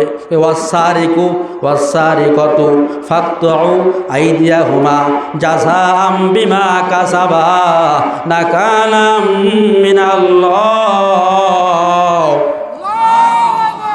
ওয়াল্লাহু আজিজুন হাকীম। বন্ধু একনাস রে, তুই আর আমি সেই কলেমা পড়ব, কালকে সরকারি মাল লুট করব, কালকে রাস্তা ঠিক করার সময় রডগুলো দুর্নীতি করব। ওয়াসারিকু ওয়াসারিকাতু, তুইও চোর আমিও চোর, যে জানতে পারবে আমরা সরকারি মাল লুট করেছি, তোরও হাত কেটে দেবে আমারও হাত কেটে দেবে। যে কলেমা পড়লি তোরও হাত থাকবে না আমারও হাত থাকবে না। এই কলেমা পড়ার দরকার নেই, বুঝেন নাই? এরাই তো এই কলেমা পড়েনি, এরা চায় না যে কোরআনের আইন বাস্তবায়ন হোক। কথা বলেন ঠিক না? সম্মানিত বন্ধুগণ আমার, আপনার ডাক দিয়ে বলে, বন্ধু সরকারি মাল লুট করা, লোকের জমি ফাঁকিতে খাওয়া, লোকের জিনিসগুলো ফাঁকিতে খাওয়া, এটা তো আসলে ভালো কাজ না। নাও তুই আর আমি কলেমা পড়ে ভালো হয়ে যাই, আমরা চুরি আর করব না। আবু জেহেল ডাক দিয়ে বলে, বন্ধু এটা তো 1 নাম্বার, 2, 3 আরও সমস্যা। কয় 2 নাম্বারে কি? তুই আর আমি যে কলেমা পড়ব, মুহাম্মাদের উপরে 30 পারা কোরআন নাজিল হয়েছে, ওই কোরআনে আছে, শোন আমরা হলাম সমাজের রাজা, আমার বউ তো আমার কাছে ভালো লাগে না, আর তোর বউ তোর কাছে মোটে চলে না। এমন বাজো নেতা বাংলার জমিনে ছিল কিনা বলে? তোর বউ তো চলেই না। রাইট যখন আসে অন্য অন্য নারী নিয়ে আমরা চলে যাই, দেহ ভোগ করি, এই কাজ আমরা করি। তাই হ্যাঁ আমরা তো করি। এই কাজ যেই করবি, যে ওয়াজানি ইয়াতু ওয়াজানি ফাজলিদু কুল্লা ওয়াহিদিম মিনহুমা মিয়াতা জালদা, তোরও মানে মাটিতে গেড়ে পাথর মারি একবার মারি ফেল যাবে, আমারও মারি ফেল যাবে। তা যে কালেমা পড়লে তুই আমি আজকে কলেমা পড়বো, কালকে অন্যর ঘরে গিয়ে ধরা খাবো, তোরও মেরি ফেলবে আমারও মেরি ফেলবে। তা যে কলেমা পড়লে মেরি ফেলে, এ কলেমা পড়া লাগবে না। এই কারণে আবু জেহেল কি কালেমা পড়ে নাই। আপনার ডাক দিয়ে বলে, বন্ধু লোকের মেয়েগুলো নষ্ট করা, লোকের বউগুলো নষ্ট করা, এটা তো আসলে ভালো কাজ না, খারাপ কাজ। যে আমরা ভালো হয়ে যাই, এরকম বাজো কাজ আর করবো না। দেব আমরা কলেমা পড়ি। আবু জেহেল ডাক দিয়ে বলে, বন্ধু এটা তো 1 আর 2, 3 নাম্বারে আরও বড় সমস্যা। কয় 3 নাম্বারে সেটা কি? কয় সেটাও শোন, ওয়ামাল্লাম ইয়াহকুম বিমা আনজালাল্লাহু ফাউলাইকা হুমুল কাফিরুন। আরো জোরে বলেন। তুই আর আমি কালিমা পড়ার পরে 30 পারা কোরআন দিয়ে আমরা মানতে পারবো না। কালিমা পড়ার পরে যে ব্যক্তি 30 পারা কোরআন দিয়ে জীবন চালায় না, যে ব্যক্তি 30 পারা কোরআন দিয়ে পরিবার চালায় না, যে ব্যক্তি কোরআন দিয়ে বিচার করে না, কোরআন দিয়ে আইন পাশ করে না, ওই ব্যক্তি হলো কাফের। তা তুই আর আমি এই কোরআন শরীফ মানতে পারবো না, কালিমা পড়লিও। তা তুই আর আমি যেই মানতে পারবো না, কোরআনের আয়াত যেই অমান্য করব, কালিমা পড়লেও কাফের, না পড়লেও কাফের, তো ও আর পড়ার দরকার নেই। বুঝেন নাই? পড়লেও কাফের, না পড়লেও কাফের। যে মুসলমান যদি কোরআন দিয়ে বিচার না করে, সে কাফের কাফের কাফের। বলুন তো কার কথা? সম্মানিত বন্ধুগণ আমার, আমরা মুমিন দাবি করি, ইমানদার দাবি করি, মুসলমান দাবি করি। নাটোরের মুসলমান ইমানদার মুমিন দাবি করার আগে আল্লাহ পাকের কোরআন কি বলতেছে একটু খেয়াল করেন। ইয়া আইয়ুহাল্লাযিনা আমানু লা তাত্তাখিযু বিতানাতাম মিন দুনিকুম লা ইয়ালুনাকুম খাবালা। জবান বাই করে বলুন আল্লাহু আকবার। এই আয়াতের মধ্যে আল্লাহ বলতেছে, ইয়া আইয়ুহাল্লাযীনা আমানু লা তাত্তাখিযু বিতানাতাম মিন দুনিকুম লা ইয়ালুনাকুম খাবালা। তুমি আজকে মুসলমান দাবি করো, তুমি আজকে ইমানদার দাবি করো। মুসলমান দাবি করার আগে, ইমানদার দাবি করার আগে তোমার যে ভিটে আছে, ভিটে তুমি ইমানদার দাবি করার আগে গাঁজাখোর তোমার বন্ধু, বিড়িখোর তোমার বন্ধু, মদখোর তোমার বন্ধু, জেনাখোর তোমার বন্ধু, যে সুদ খায় সে তোমার বন্ধু, যে ঘুষ খায় সে তোমার বন্ধু, যে ভোট চুরি করে সে তোমার বন্ধু। এরকম গাঁজাখোর, মদখোর, বিড়িখোরের সাথে সম্পর্ক রেখে তুমি যে মুসলমান দাবি করো, তুমি কিন্তু মুসলমান নয়, তুমি কিন্তু মুমিন নয়। এরকম লোক আমাদের সমাজে আছে না নাই? নামাজও পড়ে, আবার বিড়িখোরের সাথে সম্পর্ক রাখে, নামাজও করে, বাতিল নেতার সাথে সম্পর্ক রাখে। বলুন তো আছে না নাই? 1 নম্বর। 2 নম্বর আপনারা খেয়াল করেন, ইয়া আইয়ুহাল্লাযীনা আমানু লা তাকুলু আমওয়ালাকুম বাইনাকুম বিল বাতিলি ইল্লা আন তাকুনা তিজারাতাম মিনকুম। জবান ব্যয় করে বলুন আল্লাহু আকবার। এর মধ্যে আল্লাহ বলতেন, আইয়ুহাল্লাযীনা আমানু লা তাকুলু আমওয়ালাকুম বাইনাকুম। হে ঈমানদারগণ, হে বিশ্বাসীগণ, তোমরা যে মুমিন দাবি করো, তোমরা যে ঈমানদার দাবি করো, মুমিন দাবি করার আগে, ঈমানদার দাবি করার আগে তোমার যে ভিটে আছে, ভিটে কি ভিটে আছে, এই ভিটেটা ভালো একটা আমিন নাও, সুন্দর করে মাপ দাও। দেখো লোকের ভিটে তোমার ভিতরে আছে কিনা, থাকলে মাপ দিয়ে বাহির করে দাও, তখন তুমি মুমিন। আর নাই তুমি মুমিন দাবি করতে পারবা না। এরকম ভিটে ফাঁকে দেখাবা লোক আমাদের সমাজে আছে না নাই? আমরা দেখবেন কিছু কিছু মুসলমান রাত্রিতে তাহাজ্জুদ নামাজ পড়তে উঠে আপনার ভিটের খোটা ঘেরা সরাই ফেলে। আছে না নাই? সম্মানিত বন্ধুগণ, আল্লাহ বলতেছেন, তুমি যে মুমিন দাবি করো, ইমানদার দাবি করো, ইমানদার দাবি করার আগে তোমার যে জমি আছে, জমি ভালো একটা আমিন নাও, সুন্দর করে মাপ দাও। দেখো লোকের জমি তোমার ভিতরে আছে কিনা, থাকলে বাহির করে দাও, তখন তুমি মুমিন। মানে লোকের জমি ফাঁকি দেখিয়ে তুমি যে মুমিন দাবি করো, মুমিন দাবি করতে পারবা না। বলতে এরকম লোকের জমি ফাঁকি দেখাবা লোক আমাদের সমাজে আছে না নাই? ওই লোক আবার মাথায় টুপি দে, গায়ে পাঞ্জাবি দে, মসজিদে এসে বলে কাতার সোজা করেন, নাই নামাজ হবে না। বলে কি বলে না?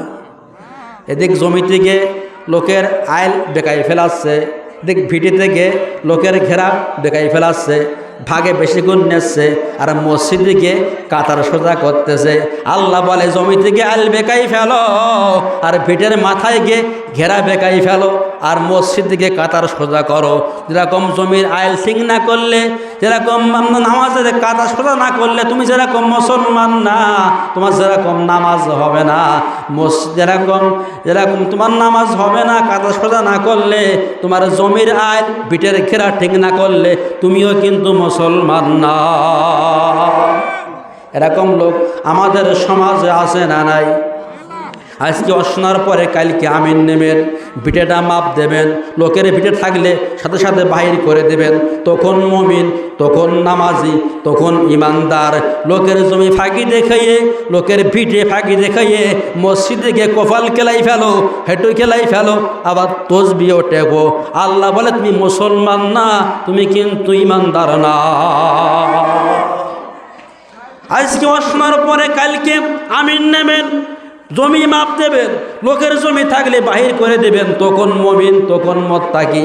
অনেক বিয়াদব আছে বুনিজ জমি দেয় না, বুনিজ জমি পর্যন্ত ফাঁকি দেখায়, আছে না নাই? সব বাহির করে দেওয়া লাগবে। কথা বলেন ঠিক কিনা? আমাদের সমাজে শিরক, বেদাত, ভণ্ড পীর দিয়ে ভরে গেছে। কথা বলেন ঠিক কিনা? ভণ্ড পীর আস্তানা বড়ি ভাঙতে হবে। কথা বলেন ঠিক কিনা? বাংলার জমিনে ভণ্ড পীরদের বিচার হয় না, বাংলার জমিনে ভালো আলেমদের বিচার হয়। কথা বলেন ঠিক কিনা? ভণ্ড পীরদের নামে আমি একটা ছন্দ লিখেছি, খাজার নামে মাজারে করে, খাজার নামে মাজারে করে দেখায় ওরা খাজার শান, দিনে করে ভণ্ডামি আর রাত্রি মারে গাজা। এটা আছে না নাই?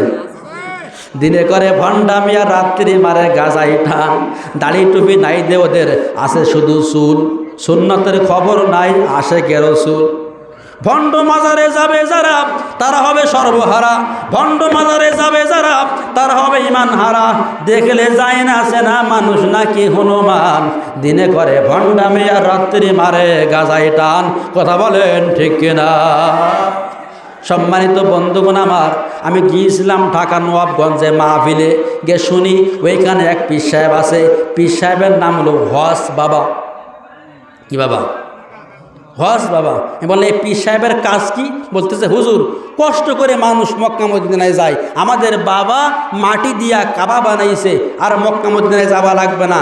আমাদের এই বাবার এই কাবাটা 7 বার পাক মারলে তিনি আলহাজ হয়ে যাবেন। জোরে বলেন নাউজুবিল্লাহ। এই সমস্ত ভণ্ড পীরদের বড়ি ভেঙতে হবে। কথা বলেন ঠিক না? আন্দাজ পাও না? 7 বার পাক মারলে আলহাজ, হ্যাঁ? ওর ফাঁসি হয় না, ফাঁসি হয় ভালো লোক। গোপালগঞ্জে মাহফিলে গিয়েছিলাম। গে শুনি ওইখানে এক পীর সাহেব আছে। পীরের নাম হলো বিড়ি বাবা। কি বাবা? বিড়ি বাবা। জিজ্ঞাসা করলাম এ বিড়ি বাবার কাজ কি? ডাক দিয়ে বলে হুজুর, যাদের বাচ্চা হয় না আমাদের এই বিড়ি বাবা একটা বিড়ি পড়ে দেবে, আর ওই নারী ওই বিড়ি খাবে, তারা বাচ্চা হয়ে যাবে। নাউজুবিল্লাহ বলবেন না? এই হলো ভণ্ড বিদ্যা, সব শিরক। এই শিরক বাংলার জমিনে রাখা যাবে না। কথা বলেন ঠিক কিনা? জীবন যাক আর থাক, বাতিলের মোকাবেলায় কথা বলতে হবে কি হবে না? সম্মানিত বন্ধুগণ আমার, আল্লাহর নবী মসজিদে নববীতে বসে আছে, নবীর সাহাবীরা বসে আছে। এমন সময় একজন মহিলা হাঁটতে হাঁটতে নবীর কাছে চলে গেছে। ওগো নবীজি, তাকাইয়া দেখলাম ইসলাম আমাদেরকে অনেক সওয়াব থেকে বঞ্চিত করেছে। পুরুষ মানুষ যারা এরা জামাতে নামাজ পড়তে পারে, পুরুষ মানুষ যারা এরা মানুষ মারা গেলে এরা জানাজা পড়তে পারে, পুরুষ মানুষ যারা এরা লাশ দাফন করতে পারে, কিন্তু আমরা মহিলা মানুষ, আমাদের কোনো কাজ নাই। আমরা নামাজ জামাতে পড়তে পারি না, মসজিদে এসে আমরা মানুষকে দাফন করাতে পারি না, আমরা জানাজাও পড়তে পারি না। আপনি আমাদের সম্পর্কে কি বলতে চান? আল্লাহর নবী ডাক দিয়ে বলে, মহিলা রে, আমি তোমাকে বলে দেই আর তুমি অন্য মহিলাকেও জানাইয়া দেবে। তুমি যখন তোমার ঘরটা ঝাড়ু দেবা, আর ঘরটা ঝাড়ু দেওয়ার সময় মনে মনে দুরূদ শরীফ পাঠ করবা। এই দুরূদ শরীফ পাঠ করার কারণে খানে কাবা বাইতুল্লাহ শরীফ ঝাড়ু দিলে যে পরিমাণ সওয়াব, ওই সওয়াব তোমার আমল নামাই হয়ে যাবে। আল্লাহ নবী ডাক দিয়ে বলে, মা গো, তোমার যে সওয়াব আছে সব সময় স্বামীর খেদমতের ভিতরে আছে। তুমি শুনে নাও, তোমার স্বামী যখন কাজ কাম করে, যখন মানে আছে বাড়িতে আসবে, বাড়িতে আসার পরে স্বামীর মুখের দিক তাকায়া তুমি একটু মুস্কি হাসবা। মুস্কি হাসি দেওয়ার কারণে একটা পুরুষ মানুষ জিহাদের ময়দানে জিহাদ করলে যে পরিমাণ সওয়াব হয়, ওই সওয়াব মাদের আমল নামায় হয়ে যাবে। এখন মুস্কি হাসি তো দূরে যাক, আমাদের মা বোনেরা কাজ করে এসে মুখের দিক তাকাইলে যেন মনে হয় মা বোনদের মুখে যেন কালবৈশাখী মেঘ হইয়াছে। আছে না নাই? আছে। এমনও মহিলা আছে যদি শুরু করে তো একবার মানে সকাল থেকে সন্ধ্যা পর্যন্ত মোটে আর থামে না। আছে না নাই? আল্লাহর নবী আরো ডাক দিয়ে বলে, শোনো রে, তোমার স্বামীকে তেল হাতে ঠেলিয়া স্বামীর মাথায় একটু সুন্দর করে মালিশ করে দেওয়া। মালিশ করে দেওয়ার কারণে তোমার স্বামীর মাথায় যে পরিমাণ চুল আছে, ওই পরিমাণ সওয়াব তোমার আমলের মধ্যে হয়ে যাবে। এই ওয়াজ করেছিলাম বরিশালে। এই ওয়াজ করার পরে একজন মহিলা ভাত পানি আর খাচ্ছে না। একদিন পরে ফোন দিয়ে বলে, হুজুর আপনি কি ওয়াজ করেছেন? আপনার ওয়াজ শুনে আমার বউ আর ভাত পানি খাচ্ছে না। আমি বললাম কেন? আমি তো ভাত খাতে মানা করি নাই। আমাকে ডাক দিয়ে বলে, হুজুর খাচ্ছে না, আপনি একটু ফোনে কথা বলেন। আমি বললাম ভাবি, আমি তো ভাত খাওয়া বন্ধ করিনি, আপনি কেন ভাত খাচ্ছেন না? আমাকে ডাক দিয়ে বলে, হুজুর আপনার ওয়াজ ঠিক আছে, আপনার ওয়াজে কোনো সমস্যা না। আপনি ওয়াজের মধ্যে বলেছেন স্বামীর মাথায় তেল মালিশ করতে হবে, স্বামীর মাথায় যে পরিমাণ চুল ওই পরিমাণ সব হবে। আমার স্বামী ম্যাগনেট টাক, আমার কি হবে? স্বামী টাক তা আমার সব হবে কান্তি। টাক মাথা দেখে আর আমার আগুন ধরতেছে, তাই আমি ভাত পানি আর খাচ্ছি না। আমি ডাক দিয়ে বলি, মা, টাকাওয়ালা স্বামীর মাথায় বেশি বেশি করে আপনি তেল মালিশ করবেন। আপনার মাথায় যত চুল ওই পরিমাণ সব আল্লাহ দান করে দিবে। এই জন্য স্বামীর খেদমত করার দরকার আছে না নাই? সম্মানিত বন্ধুগণ আমার, ইসলামকে আপনার পরিপূর্ণ মানতে হবে, সঠিক ইসলামের কাজগুলো করতে হবে। অস্ত জীবনে বহু শোনা যাবে, কিন্তু মেন হচ্ছে ফজরের নামাজ। কথা বলেন ঠিক কিনা? আপনারা আমার যে টাইমে আসছে ওঠানো হয়েছে 10টার পরে, শীতকালে 10টার পরে মানে কি, মানে ওই সময় মানুষ লাশ দাফনও করে, ওই টাইমে দেশ আমার তুলি। তারপরেও আপনাদের সামনে কোরআনের কথাগুলো বলা হয়েছে। আজকে আবার 16ই ডিসেম্বর, যারা শহীদ হয়েছেন আল্লাহ প্রত্যেকের মাফ করে দিয়ে কবরটাকে আল্লাহ জান্নাতের বাগান করে দেবে, আল্লাহুম্মা আমিন। যারা ইসলামের জন্য জীবন দিয়েছেন, যারা দেশের জন্য জীবন দিয়েছেন, আল্লাহ প্রত্যেকের শহীদি মর্তবা দান করবে বলে আল্লাহুম্মা আমিন। খাস করে সবার জন্য দোয়া করবেন। আজকের এই মাহফিলে যারা ইন্তজাম করেছে, ভাই মোহাম্মদ সরোয়ার আমার খুব কাছের মানুষ, হৃদয়ের মানুষ, আপনারা 5 ওয়াক্ত নামাজ জামাতে পড়বেন। ওয়াকিমুস সালাহ, তোমরা নামাজ কায়েম করো, ইসলামের সঠিক কাজগুলো করো। আমাদের ইসলামের সঠিক কাজগুলো করতে হবে, দিনের কাজ করতে হবে, সন্তান ছেলে মেয়েদেরকে ভালো শিক্ষা দিতে হবে, সঠিক পথে ওদেরকে ফিরিয়ে আনতে হবে। আর আমি যে ওয়াজগুলো করেছি এগুলো আমল করতে হবে। আমার ওয়াজের আলস্য বিষয় হলো অন্যায় কাজ করা যাবে না, মিথ্যা কথা বলা যাবে না, সুদ ঘুষ খাওয়া যাবে না, কারো জমি ফাঁকি দেওয়া যাবে না, কারোর সাথে মিথ্যা কথা বলা যাবে না, কারণ মিথ্যা কেস দেওয়া যাবে না। সব সঠিক মেনে ইসলামকে মানতে হবে। আল্লাহ পাক আমাদের প্রত্যেকের আমল করার তৌফিক দান করুক। আমরা সবাই কবর জিয়ারতের নিয়াত করে আউযু বিল্লাহ বিসমিল্লাহ সহকারে সূরা ফাতিহা একবার, সূরা ইখলাস 3 বার, আস্তাগফিরুল্লাহ একবার। আসসালামু আলাইকুম ওয়া রাহমাতুল্লাহি। আলহামদুলিল্লাহি রাব্বিল আলামিন আর রহমানির রহিম মালিকি ইয়াউমিদ্দিন ইয়্যাকা না'বুদু ওয়া ইয়্যাকা নাস্তাঈন ইহদিনাস সিরাতাল মুস্তাকিম صراط الذين أنعمت عليهم غير المغضوب عليهم ولا الضالين آمين بسم الله الرحمن الرحيم قل هو الله أحد الله الصمد لم يلد ولم يولد ولم يكن له كفوا أحد بسم الله الرحمن الرحيم قل هو الله أحد الله الصمد لم يلد ولم يولد ولم يكن له كفوا أحد بسم الله الرحمن الرحيم قل هو الله أحد الله الصمد لم يلد ولم يولد ولم يكن له كفوا أحد أستغفر الله الذي لا إله إلا هو الحي القيوم وأتوب إليه لا حول ولا قوة إلا بالله العلي العظيم। আমি যত সময় জানি যে আমি মনে হয় প্রধান বক্তা, প্রধান বক্তা আছে আর একজন, তার নাম হলো তাবারক সাহেব, এখন আছে। আর আপনারা খাস করে দোয়া করবেন। এই মাহফিলে যারা সমাপ্তি রয়েছেন, অনেকে দান করেছেন, প্রত্যেকের দান আল্লাহ কবুল করুক। একজন লোক বিদেশে যাচ্ছে, খাস করে দোয়া চেয়েছে, খাস করে প্রত্যেকের জন্য দোয়া হবে। আপনি কিছু বলবেন না? সব আমরা সবাই খাস করে দোয়া করব। আমরা সবাই দোয়া করি। আল্লাহুম্মা আমিন। রব্বানা ফাগফির লানা যুনুবানা ওয়া কাফির আন্না সাইয়্যাতিনা ওয়া তাওফানা মা'আল আবরার ওয়া কুর রাব্বিরহামহুমা কামা রাব্বায়ানি সাগীরা। মাবুদ ও আমার আল্লাহ, আমি গুনাহগার, সাক্ষীরা শ্যামনগর থেকে এসেছি, প্রায় 400 কিলোমিটার পথ অতিক্রম করে আজকের এই নাটোর জেলা গুরুদাসপুর উপজেলা নাজিরপুর গ্রামে ভাই মোহাম্মদ সরোয়ার বার উদ্যোগে আজকের এই মাহফিলের ইন্তজাম করা হয়েছে।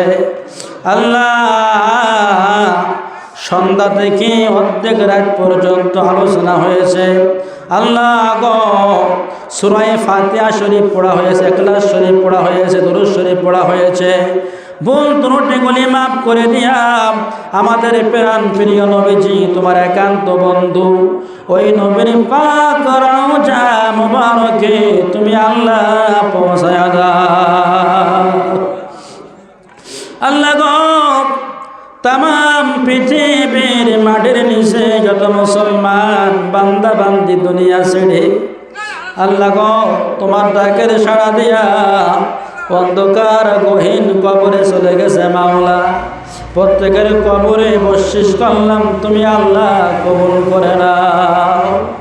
প্রত্যেকের কবর তুমি আল্লাহ জান্নাতের বাগান বানায়া দাও। কবরের সঙ্গে বেহেশতের সঙ্গে তুমি যোগাযোগ করে দাও। অন্ধকার কবর তুমি আল্লাহ নূরে আলোকিত করে দাও। সংকীর্ণ কবরকে আল্লাহ তুমি প্রশস্ত বানায়া দাও। আজকের এই মাহফিল তুমি আল্লাহ কবুল করে নাও। যারা দান করেছে আল্লাহ প্রত্যেকের দান তুমি কবুল করে নাও। আয় আল্লাহ পাক মাবুদ গো, আমরা যারা হাত তুলেছি অনেকের মা নাই, অনেকের জনম দুঃখিনী আব্বা দুনিয়াতে নাই। কে জীবনে বাড়ি যাবে জনম দুঃখিনী মায়ের মুখটা কোনোদিন দেখতে পাইবে না। কে জীবনে বাড়ি যাবে জনম দুঃখিনী আব্বার মুখটা কোনোদিন দেখতে পাইবে না। এদের মা নাই, মায়ের কবরগুলো জান্নাতের বাগান বানায়া দাও। এদের আব্বা নাই, আব্বার কবরগুলো জান্নাতের বাগান বানায়া দাও। যাদের পিতা মাতা বেশি আছে আল্লাহ তুমি নেক হায়াত বৃদ্ধি করে দাও, উত্তম হায়াত দান করে দাও। পিতা মাতার খেদমত করার তৌফিক দান করে দাও। আল্লাহ তোমার খাস রহমত খাস বরকত নাজিল করে দাও। অভাব দূর করে দাও, ঋণ দূর করে দাও। কঠিন রোগ থেকে আল্লাহ তুমি মুক্তির ব্যবস্থা করে দাও। বাকি জীবন কুরআন সুন্নাহ অনুযায়ী আমল করার তৌফিক দান করে দাও। আল্লাহ পাক সরোয়ার ভাই আজকের এই মাহফিলে দোয়ার ইন্তজাম করেছে।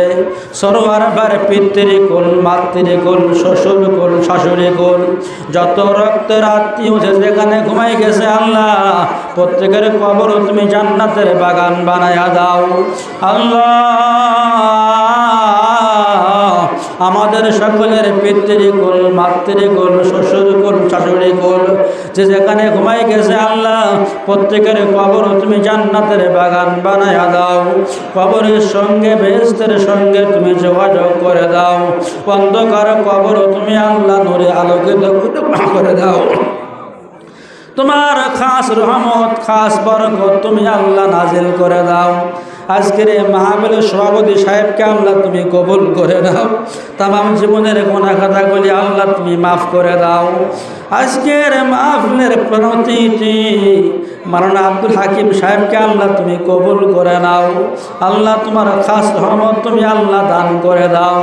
আয় আল্লাহ পাক মাবুদ বাংলা জমিনে তুমি আল্লাহ কোরআনের রাজ কায়েম করে দাও, ইসলাম কায়েম করে দাও। মুসলমানদের হাতে আল্লাহ তুমি বিজয় দান করে দাও। আয় আল্লাহ পাক মাবুদ গো 16 ডিসেম্বরে যারা শহীদ হয়েছে আল্লাহ প্রত্যেকের তুমি আল্লাহ কবরখানা জান্নাতের বাগান বানায়া দাও। কবরের সঙ্গে বেহেশতের সঙ্গে তুমি যোগাযোগ করে দাও। অন্ধকার কবর তুমি আল্লাহ বলে আলোকিত করে দাও। সংকীর্ণ কবরকে আল্লাহ তুমি প্রশস্ত বানায়া দাও। আয় আল্লাহ পাক মাবুদ গো জুলাই আগস্টে যারা শহীদ হয়েছে আল্লাহ প্রত্যেকের কবর তুমি জান্নাতের বাগান বানায়া দাও। কবরের সঙ্গে বেহেশতের সঙ্গে তুমি যোগাযোগ করে দাও। অন্ধকার কবর তুমি আল্লাহ নূরে আলোকিত করে দাও।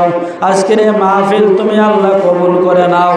আয় আল্লাহ পাক মাবুদ গো এই মাহফিলের লোকেরা আজকের এই শ্রোতারা আল্লাহ গো এখন এদের আলোচনা শোনার প্রতি অনেক আগ্রহ রয়েছে আল্লাহ।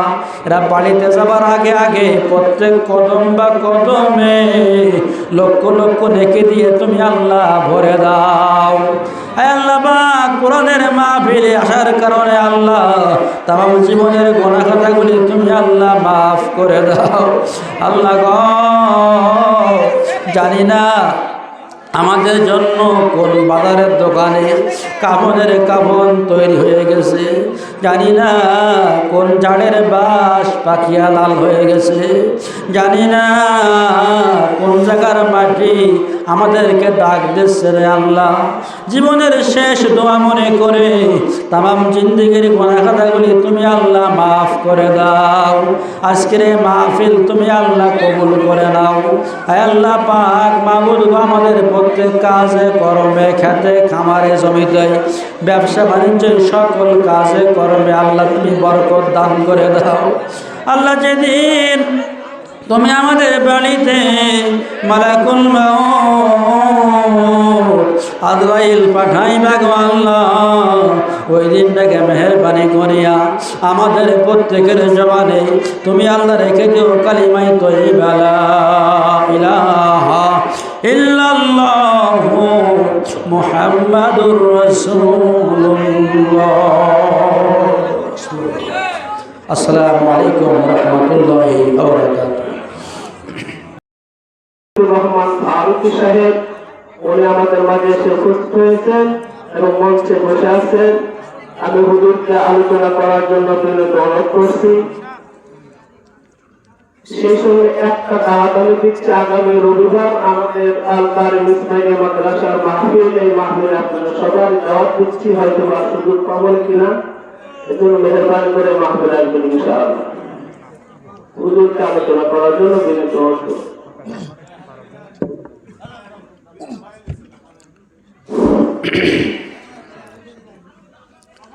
আসসালামু আলাইকুম ওয়া রাহমাতুল্লাহি ওয়া বারাকাতুহু।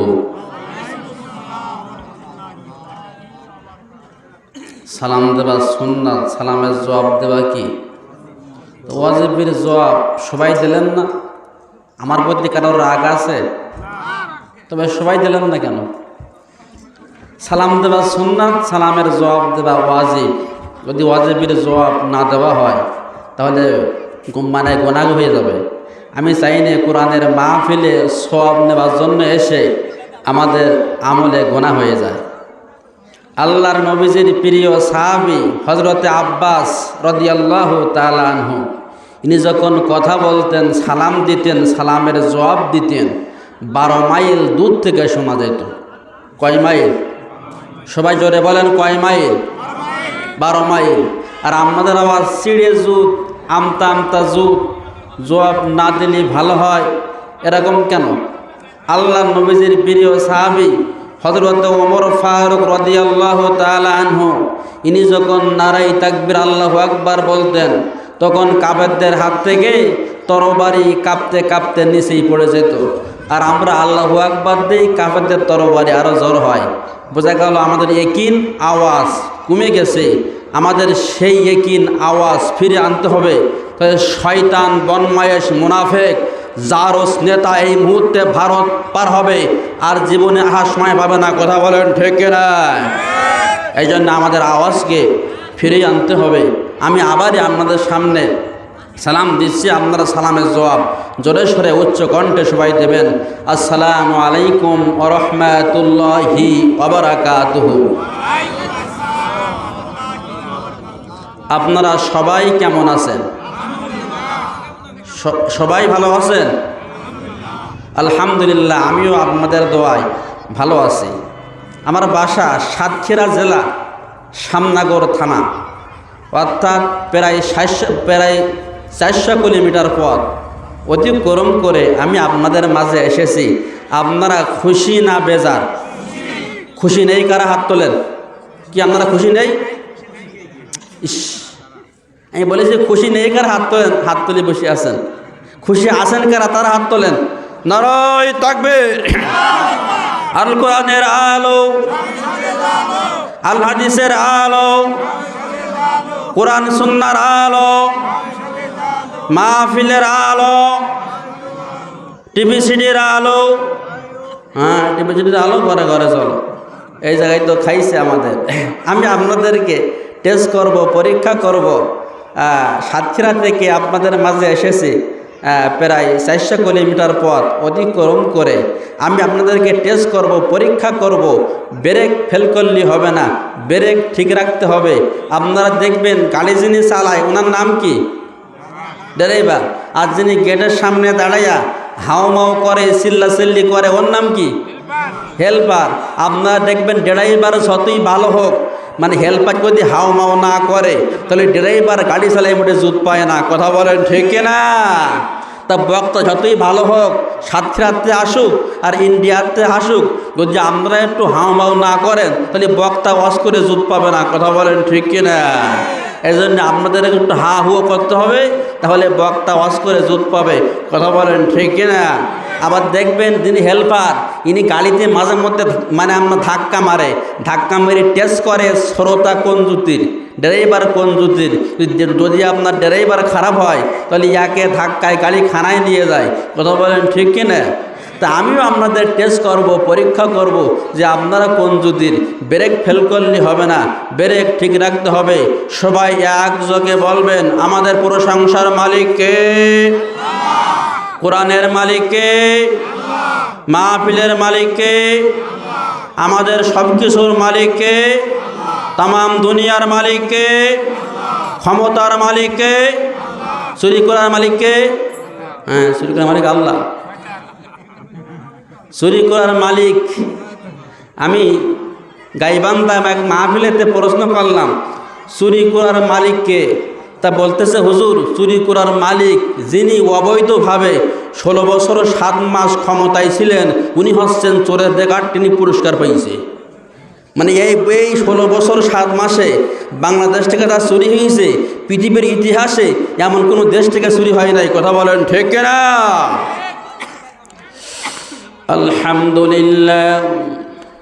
আলহামদুলিল্লাহ নাহমাদুহু ওয়া নাস্তাঈনুহু ওয়া নাস্তাগফিরুহু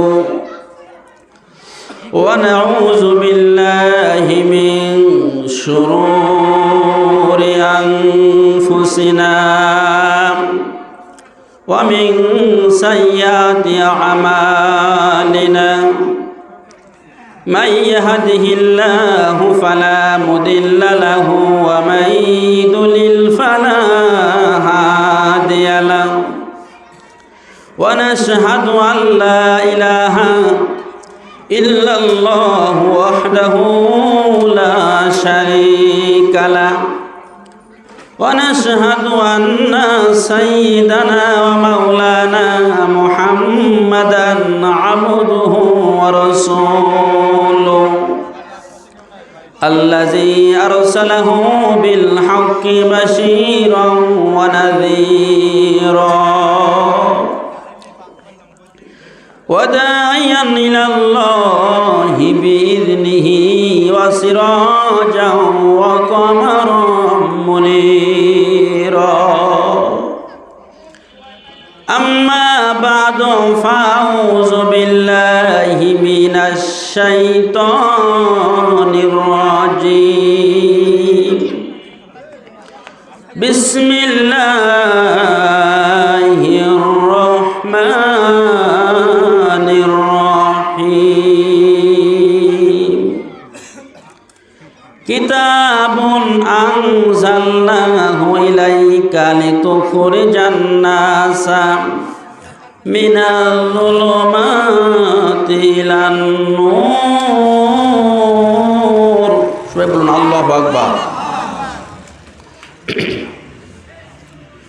قال رسول الله صلى الله عليه وسلم أفضله لسان ذاكر هو قلب شاكر وزوجة مؤمنة تعينه على الإيمان.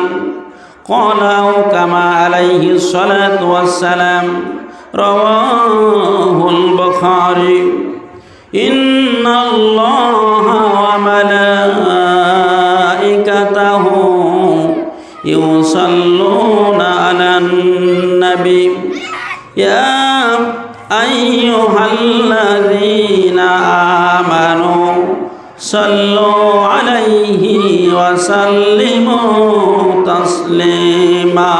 اللهم জোরে জবান খুলে একসাথে সবাই পড়েন।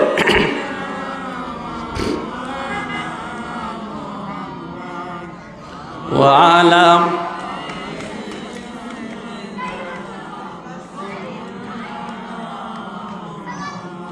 দোকান পাটে রাস্তাঘাটে, দোকান পাটে রাস্তাঘাটে মুসলমান ভাই বোন সকলে জলদি করে এসো চলে কোরআনের এই মাহফিলে। আল্লাহুম্মা সাল্লি আলা মাওলানা মুহাম্মাদ ওয়া আলা আলিহি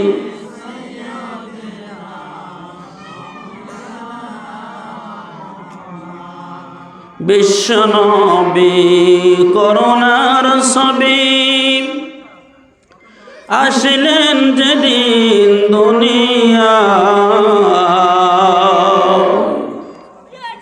ফুল বাগানের যত কলি ফুটিয়া গেল তার হাওয়ায়। আল্লাহুম্মা জোরে জবান খুলে একসাথে বলেন মাওলানা মুহাম্মাদ ওয়া আলা আলিহি হাবিবেনা জিকির করে সুবহানাল্লাহ আলহামদুলিল্লাহ লা ইলাহা ইল্লাল্লাহ সুবহানাল্লাহ আলহামদুলিল্লাহ লা ইলাহা